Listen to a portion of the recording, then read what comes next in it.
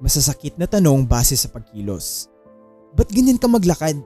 Ngumuya, kumilos o magsalita sa ganyang paraan?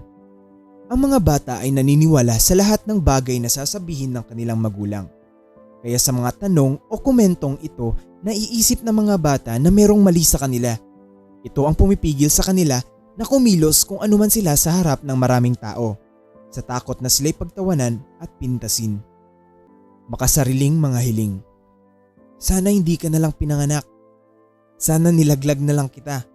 Nagsisisi ako na anak kita. Sana iba ka na lang. Ang mga magulang ay hindi dapat magsabi nito sa kanilang mga anak. Nagpaparamdam ito na wala silang karapatang mabuhay sa mundo. Ang mga salitang ito ay napakasakit sa mga bata maging sa lahat ng tao.